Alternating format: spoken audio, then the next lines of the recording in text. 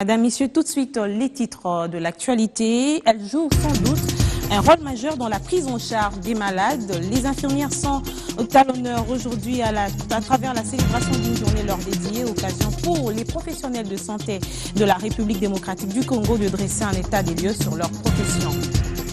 Et puis, situation sécuritaire à Béni, dans le Nord Kivu. Décidément, la population de ce coin ne lâche pas prise. En dépit du mot d'ordre du maire de la ville, la journée ville morte s'est poursuivie ce mardi. Entre-temps, la société civile appelle à l'apaisement.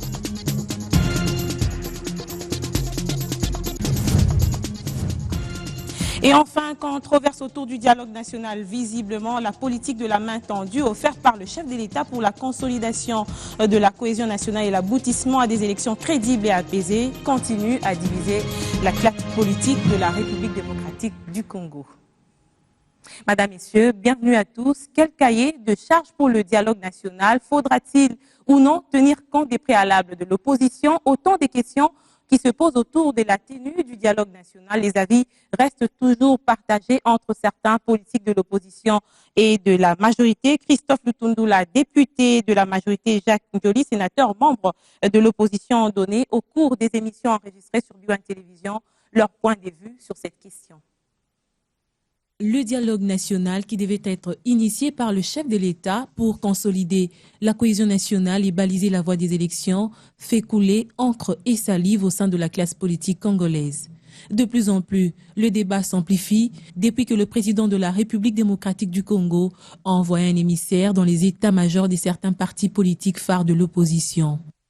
Jacques Ndioli, cadre du MLC, invité de l'émission Débriefing, précise que c'est une prise de contact pour un éventuel dialogue qui ne devra se focaliser rien que sur les questions électorales. Ce qui est important, c'est de discuter sur les élections, sur les calendriers.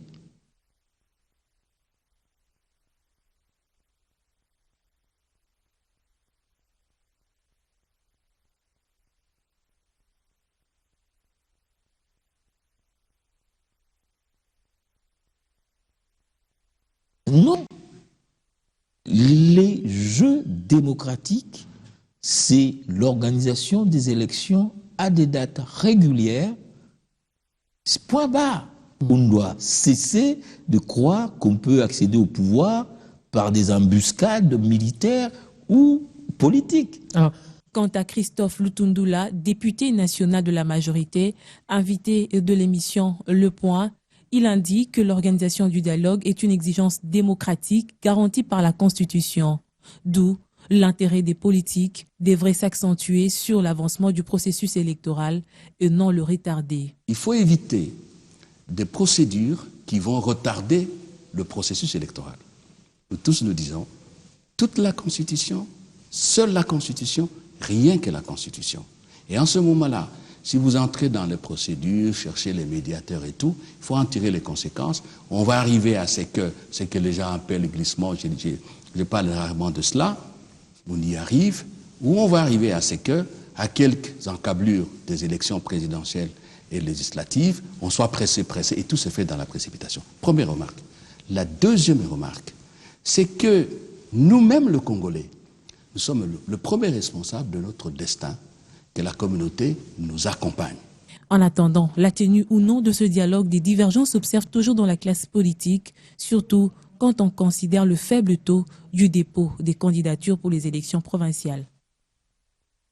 L'actualité, c'est aussi la situation sécuritaire dans la partie est de la République démocratique du Congo. La société civile de Béni tire la sonnette d'alarme et appelle ainsi la population à un éveil sur les enlèvements à répétition, les invite à coopérer avec les forces armées de la République démocratique du Congo afin, bien entendu, de mettre fin à cette série d'enlèvements. Et à ce même sujet, un officier supérieur des forces armées de la République démocratique du Congo s'est adressé à cette population ce mardi. On l'écoute dans ce compte-rendu que nous propose notre permanent sur place. Société civile, des contacts scellés entre la population et les forces armées. Cet office démocratique du Congo note par ailleurs que ces agressions de présumés rebelles ougandais ADF est une revanche aux pertes lourdes. Que l'agressivité de l'ennemi est comprise par l'arrestation de Djamil Moukou. Il a invité la population et les médias locaux à ne pas jouer au jeu de l'ennemi. Les commandements des opérations exhortent à la population de Béni de ne pas céder à des manipulations politiciennes, à la propagande de l'ennemi et à l'intox. Il demande de soutenir son armée, de dénoncer l'ennemi et toutes ses manœuvres, d'alerter tout mouvement suspect, de se désolidariser et surtout de continuer à collaborer avec son armée. Aux médias, de ne pas diffuser des messages à la population de Béni, de ne pas céder à manipulation politicienne, à la propagande, de continuer à collaborer. À la société civile, continuer à tenir les mariés, la population et les forces armées. Entre-temps, la traque contre les éléments FDLR opérant dans l'est de la RDC porte déjà ses fruits. On en voudra pour preuve la reddition de certains d'entre eux à la MONUSCO dans la ville de Goma. Cette vague, à en croire la patronne de la MONUSCO Goma, devrait servir d'exemple à tous les autres éléments réfractaires. Elle a fait savoir ce lundi au cours d'une conférence de presse. Nous continuons de suivre de très près l'audience foraine à Rutshuru. Cette audience foraine en rapport avec le procès de Jean-Emmanuel Birocho dit Manotti et sa bande de brigands qui ont enlevé pendant longtemps des civils dans cette région. Comme vous savez déjà, l'audience a commencé depuis près d'un mois et elle se poursuit. Nous apprenons de sources judiciaires que les plaidoiries de la partie civile vont commencer ce lundi 11 mai. En ce qui concerne la problématique sécuritaire, il y a un communiqué aussi qui a été rendu public ce week-end. C'est un communiqué du CIDOP, c'est le Cercle international pour la défense des droits de l'homme, la paix et l'environnement. Le CIDOP exhorte les autorités politico-administratives et militaires, mais également les autorités de la MONUSCO, à protéger les populations civiles contre toute forme de violation des droits humains sur toute l'étendue de la province du Nord Kivu en général et en ville de Goma en particulier, et notamment en territoire de Rutshuru et de Nyiragongo. Un autre enfant associé au groupe armé appartenant au FDLR Route s'est aussi rendu à la base MONUSCO de Luofu, c'est dans le Lubero. Il s'est rendu sans armes. Tous donc se sont rendus pour les formalités d'usage en vue de leur démobilisation. Rappelons que cette semaine, 50 ex-combattants et dépendants, dont 23 affiliés aux différents FDLR, se trouvent dans le camp des Détoiseurs de Mounigi. Propos recueillis par Patrick Sialoua. Retour à Kinshasa pour parler de la coopération entre la Banque mondiale et la République démocratique du Congo. La directrice générale et directrice des opérations de la Banque mondiale séjourne à Kinshasa. C'est une visite qui s'inscrit dans le cadre d'une évaluation des différents projets financés par son institution. Et pour en avoir une idée claire, Madame Claire Sui Mouliani s'est rendue au tribunal de commerce de Kinshasa et au guichet unique de création d'entreprises. Le tribunal de commerce de Kinshasa et le guichet unique de création d'entreprises ont reçu ce lundi la visite d'inspection de la directrice des opérations de la Banque mondiale. Visite qui s'inscrit dans le cadre d'évaluer les réalisations de financement de ce secteur privé pour le développement de la RDC. La Banque mondiale est très heureuse de pouvoir appuyer ces deux choses, la construction de ces tribunaux de commerce, mais également la création de ces guichets uniques. Ce bâtiment que nous venons de visiter, en fait, donne un cadre de travail approprié au tribunal du commerce, mais également au guichet unique de création de l'entreprise. Et je crois que cela redonnera confiance aux opérateurs économiques qui souhaiteraient créer des affaires dans ce pays. Nous allons continuer à appuyer les efforts du gouvernement pour créer l'environnement, améliorer l'environnement des affaires ou le climat des affaires et également apporter l'appui nécessaire. Pour sceller cette confiance, l'implication des bénéficiaires est d'une énorme importance. Aux bénéficiaires de ces guichets uniques et du tribunal de commerce, nous demandons d'abord aux magistrats de faire preuve de compétences, d'esprit d'équité et aux opérateurs économiques de travailler dans l'intérêt du pays et dans l'intérêt de la prospérité de leurs affaires. Merci. La participation du gouvernement congolais dans l'amélioration du climat des affaires s'avère indispensable pour relancer l'économie du pays. Vous avez certainement déjà bénéficié de leurs services dans les hôpitaux. Eh bien, il s'agit des infirmiers qui sont à l'honneur aujourd'hui à travers la Journée internationale des infirmières à Kinshasa. La journée n'est pas passée sous silence. Une manifestation a été organisée en présence du ministre national de la Santé qui a profité de l'occasion pour exhorter les blouses blanches à plus de dévouement dans leur profession. Fanfare rythmée sur la place du cinquantenaire, calicot de manifestants levés et mouchoirs en main. La commémoration de la Journée internationale des infirmiers a vécu à Kinshasa. Sous une forte pluie, les infirmiers ont bravé cet temps pris pour répondre à l'appel de ces défilés en leur honneur. Le go a été donné par le président de l'Association nationale des infirmiers du Congo, M. Komba, en présence du ministre de la Santé publique, garant des aspirations de ce métier noble qui, au dire des pratiquants, n'est pas considéré. Elle a pour rôle d'assurer les soins, protéger la vie humaine, d'éviter à ce qu'il y ait des morts. C'est-à-dire une personne qui vient, d'abord on donne la vie, même s'il y a manque de moyens financiers, mais on a dit d'abord. Une célébration qui a pris l'allure d'un plaidoyer de blouse blanche qui prône pour une participation effective dans la vie nationale et la mise sur pied d'une politique de santé en République démocratique du Congo. La profession infirmière, c'est une profession noble. Contrairement à ce que les gens pensent, avant, l'infirmier était considéré comme l'auxiliaire du médecin. Mais actuellement, l'infirmier a étudié. Nous avons des infirmiers licenciés, des infirmiers qui ont fait la maîtrise des docteurs en sciences infirmières. Cela montre que la profession infirmière a progressé. Maintenant, là, nous réclamons l'ordre des infirmiers du Congo. Félix Kabange Numbi, ministre de la Santé publique, très rassurant à l'occasion, et se veut porteur des aspirations du personnel infirmier. Nous allons prendre le projet de loi pour l'amener au niveau du Parlement. Aujourd'hui, je suis content de voir la détermination des infirmières et des infirmiers du Congo par rapport à la création de leur ordre.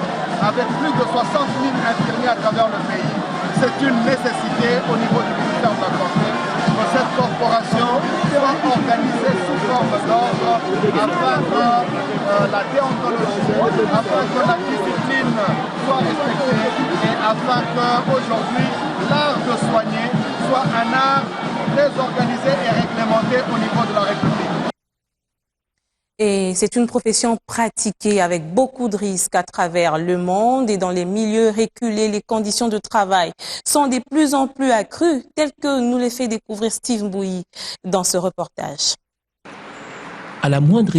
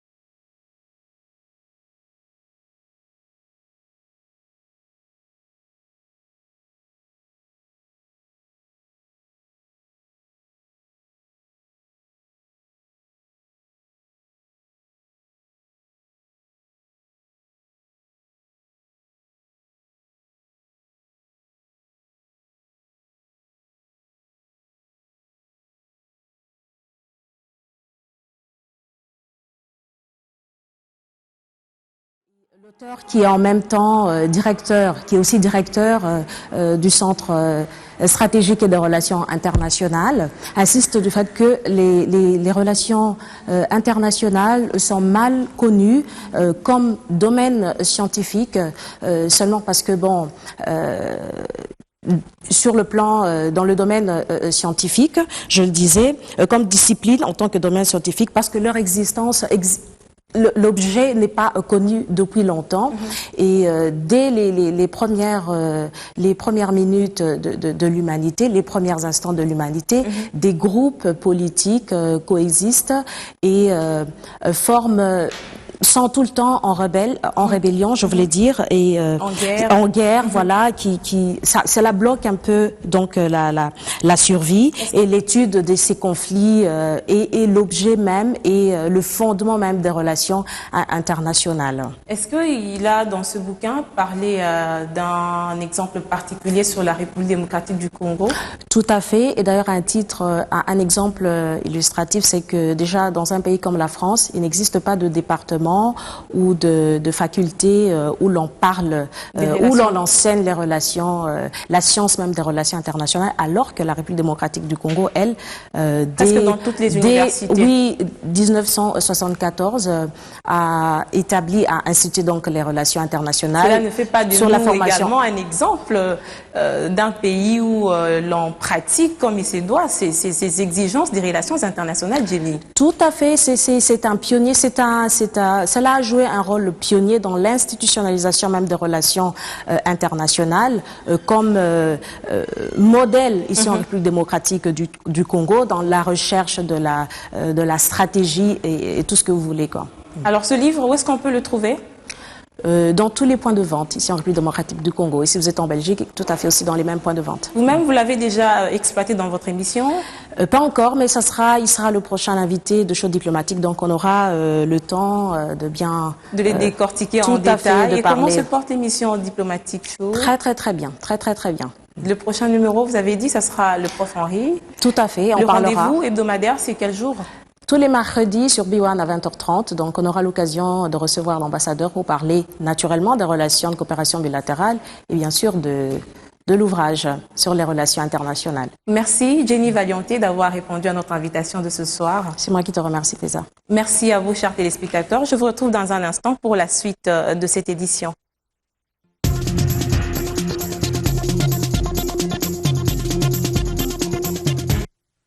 On va poursuivre cette grande édition en parlant de la télédistribution avec le lancement du showroom de Strong Technology, parabole accessible à tous à moindre coût, allais-je dire, afin de permettre à toutes les couches des populations de se procurer d'une télévision démocratisée. Reportage Gabriel Mikoubou.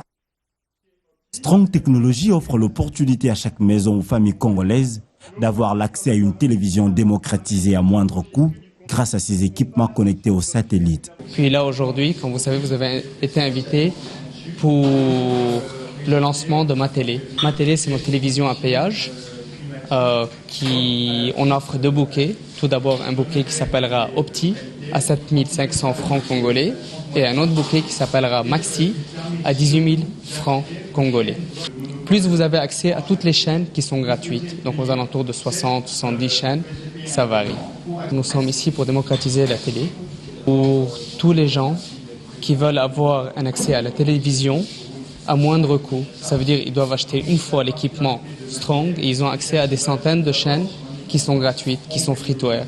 Cette entreprise de télédistribution donne plusieurs avantages à tous ceux qui veulent se procurer d'un décodeur Strong Technology. Si notre abonné, pour X raisons, il n'a pas la possibilité un mois de payer son abonnement, contrairement à nos concurrents qui vont lui bloquer toutes ces chaînes, ce dernier, l'abonné Ma Télé, aura accès à plus de 60 chaînes gratuitement, sans avoir besoin de payer ces chaînes-là. Quel que soit son statut, qu'il soit actif ou inactif, il aura toujours accès à ces 60 chaînes gratuites. La venue de Strong Technology en RDC tombe à point nommé, car elle va participer à la croissance économique en créant 2 emplois. Et le sport, pour finir, une fierté congolaise dans le monde du foot. Nesquin Skebano, l'international de Charleroi évoluant en Belgique, vient de recevoir le soulier d'ébène pour le compte du meilleur footballeur d'origine africaine de la Jupiter Pro League pour l'année 2015. Il dévance ainsi Cancel Bemba, un autre Congolais qui évolue à Anderlecht en Belgique dans son actif. 10 buts et 6 passes décisives. C'est une consécration pour ce jeune produit congolais à 23 ans. Nesquin Skebano obtient le soulier de bain 2015 du championnat professionnel belge, la Jupiler League. Dans son sacre qui récompense le meilleur footballeur africain du championnat belge, il devance un autre Congolais, les défenseurs d'Anderlecht, Chancel Mbemba. Auteur de 10 buts et 6 passes décisives, Skebano ressort d'une saison extraordinaire avec son club, le Sporting Club Charleroi.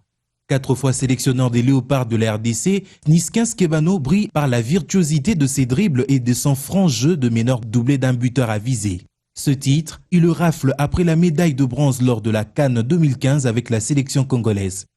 Il accède ainsi au panthéon des Africains qui font vibrer les stades du Royaume de Belgique à l'instar de son prédécesseur le Congolais Dieu merci Mbokani. Merci de jeter un coup d'œil sur notre site internet www.bone-tv.com. À demain sur B1 pour une nouvelle édition.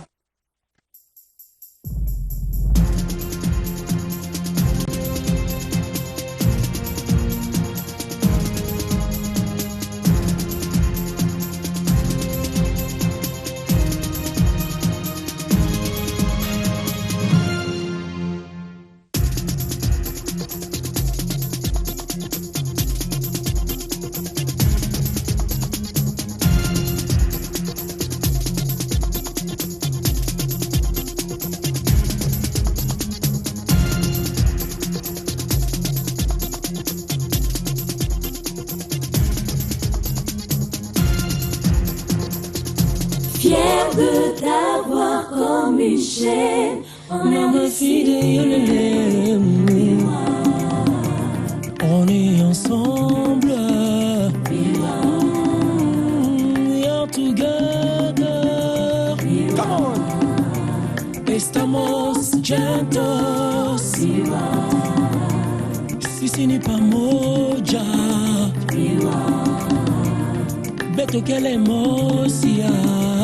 Mercredi sur B1. Le sujet justement, on va y revenir. Alors, le but ce serait vers une autre transition. Ah non Ah non, ah non, ah non. Là vous êtes catégorique. Non.